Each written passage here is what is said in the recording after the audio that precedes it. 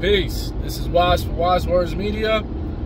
And wow, what a wild football Sunday it was in week 2 in the NFL. I mean, there were so many games that you just already wrote a team off, and then some of the most miraculous comebacks that we'll probably see the whole year took place.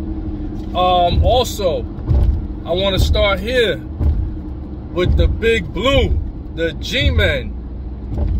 Their home opener, they beat Baker Mayfield and the Carolina Panthers.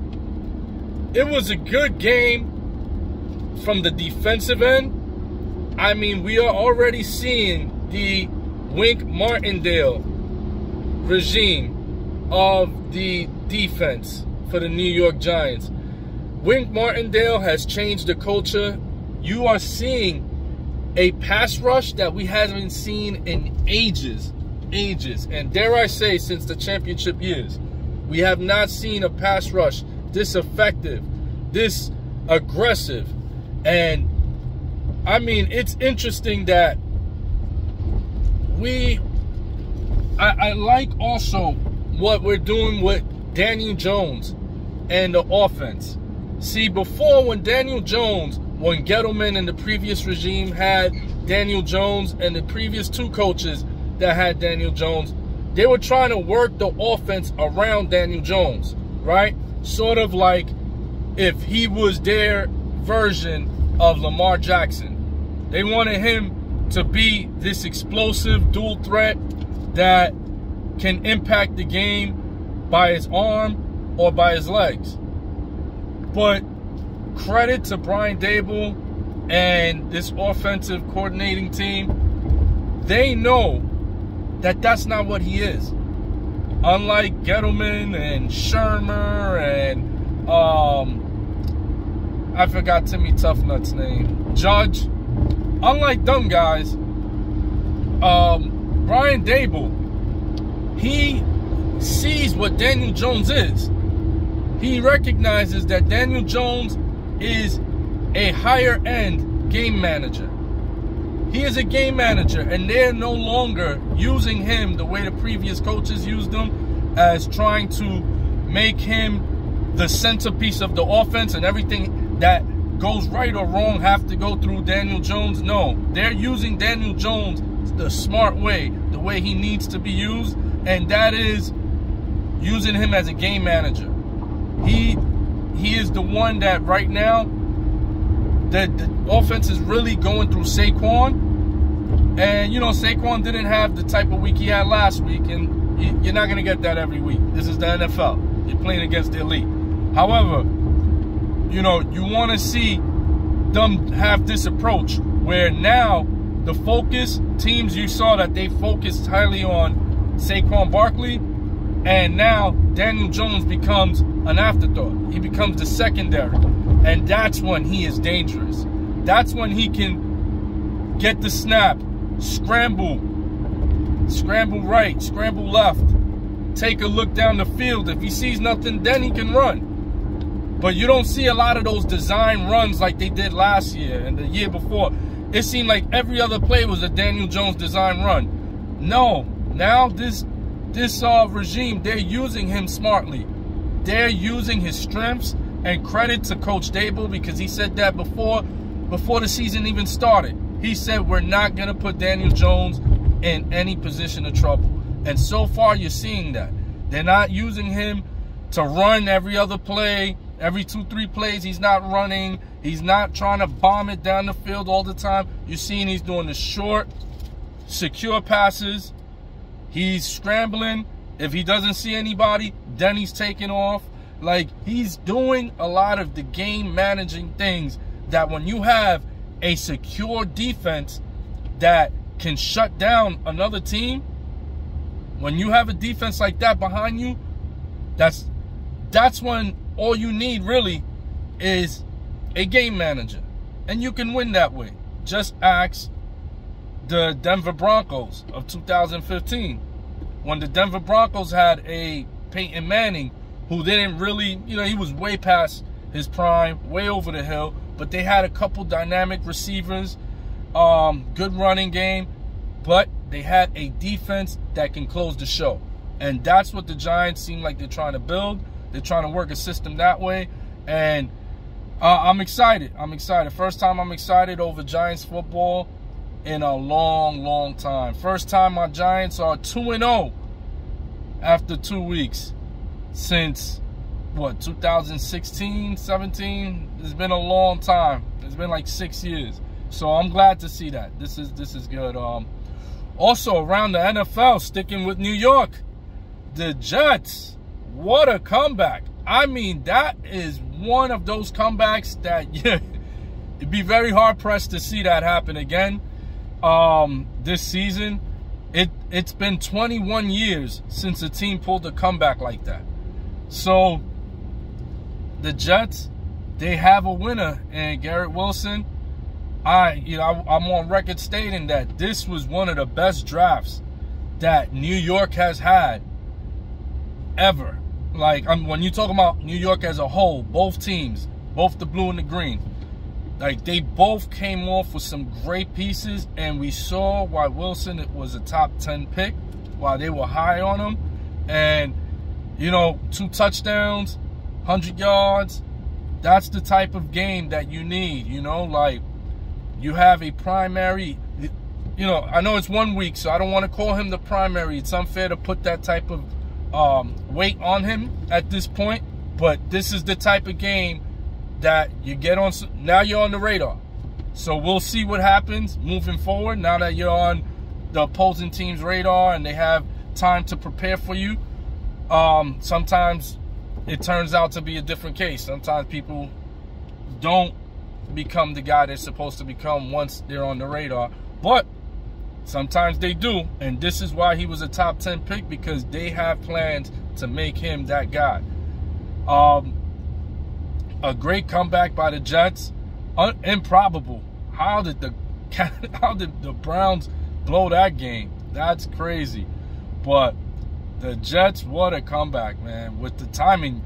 I mean, I wasn't even looking at that game anymore. I thought that was done. But credit to the Jets.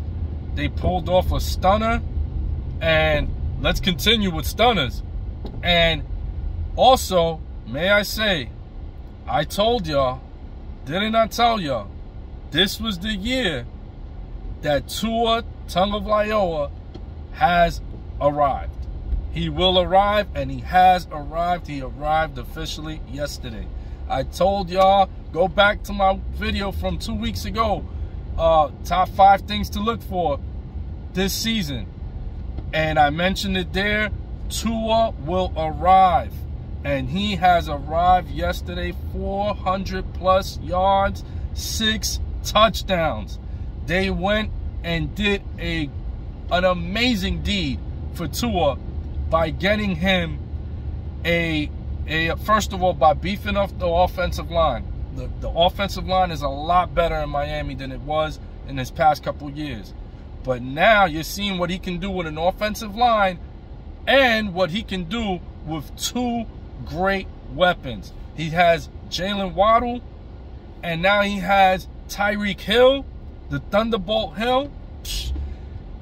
It's right now the Miami Dolphins. I said it before the season started. Tua will arrive this year, but now it doesn't look like they only arrived. They're looking like they have an elite offense that can actually contend for a wild card position this year.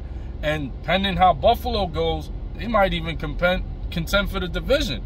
You know, it's only week 1. I know Buffalo looked amazing that opening day, but you know, it's a long season to go. And when you see something like this, and you know, when you see something like this offense coming together the way that they visualized it, to have 2 speedsters with Tua, it's coming to fruition, and it looks like it's going to be scary for the league. Yeah, can't believe the Ravens dropped that one. That was another crazy one. And what hurts, I went against Jalen Waddle in both of my leagues. So yeah, you can picture what type of Sunday I had in fantasy football. But yeah, and speaking of which, I'm loaded with Raiders, and the Raiders, what a disaster. Oh my goodness. I'm watching that game and I'm thinking, okay, it looks like the Cardinals are gonna regress this year. They went off, they hit the ground running hard last year.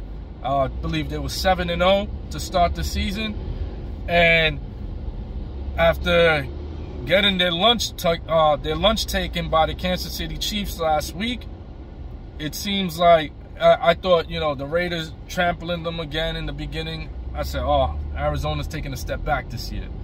But Kyler Murray, wow, Kyler Murray. You ever seen those memes on like Instagram or whatever, or Facebook, TikTok, where you have somebody saying, this is why I don't play Madden, and then you'll see somebody, or this is why Madden gets me upset, or this is ridiculous. You have somebody running all the way down, then they take a turn left, then they'll turn right, and then they'll go further back, then they'll go to the defense, and they'll jump back, and then they'll scramble, and then they'll score a crazy touchdown.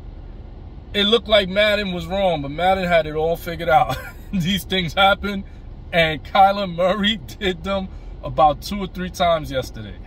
I mean, there was like times where you said, oh, there goes a loss of 10. No, he got back 5.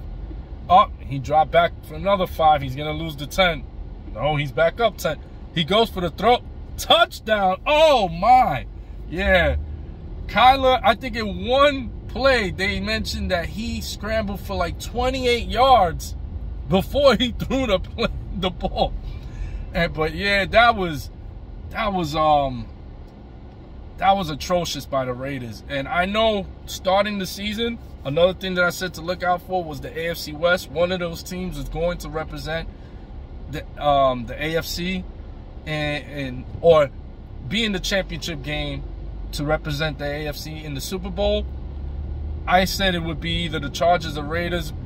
And yes, I know the Chiefs look all world these past 2 weeks, but I'm sticking to my guns. I'm doubling down because I'm telling you, that style that the Chiefs have, that doesn't work.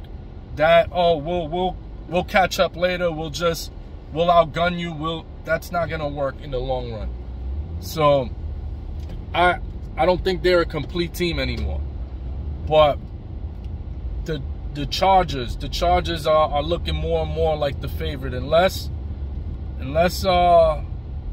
know, McDaniel and the coaching staff get this thing going together. And Derek Carr, man, Derek Carr is a very good quarterback, but you got to do more, man. Something's got to give, because I mean, year after year, if you continue to lose this division, this year you have a lot of weapons. They improved.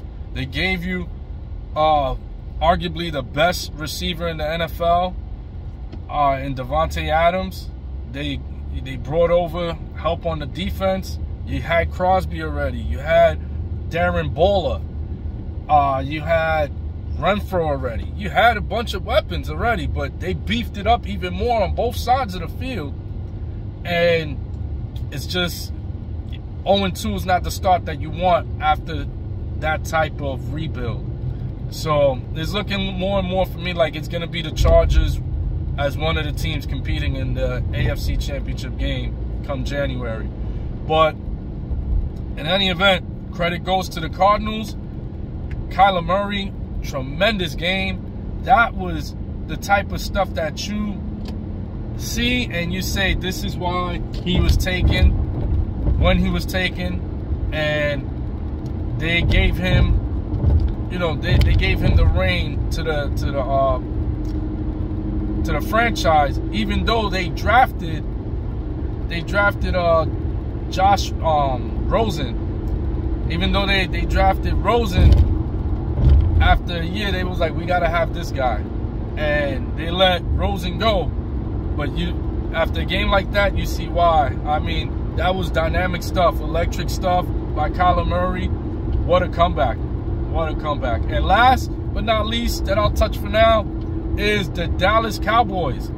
The Dallas Cowboys, I told y'all, Micah Parsons is a monster. I told y'all, that's another thing from my video 2 weeks ago that I said, top 5 things to look for to start this season. Everybody's saying the Philadelphia Eagles, and I know they look good. They looked all world, and they got improved pieces, but the one thing they did not get in the offseason, and the one thing they do not have, is a Micah Parsons. Parsons is a problem. He is a headache for any team's offense, and he is all over the field. He is going to be the reason why, you know, a healthy Dak, all things considering, a healthy Dak and Micah Parsons are going to be the reasons why I'm doubling down yet again and saying that the Dallas Cowboys will take this division this year, because Parsons, he's a terror. He's such a threat. He's such a talent, and you gotta respect what he brings to the table. So, you know, I'm not concerned with the Bengals neither. Bengals losing a couple rough ones, but they'll get it back together, and I can see them in the AFC Championship game. They'll get it together. And that's about it. Those are some of the big things that stuck out for me watching this weekend. So I'm Waz for Waz Words Media. Let's enjoy this Monday Night Football, and let's go gritty. Peace.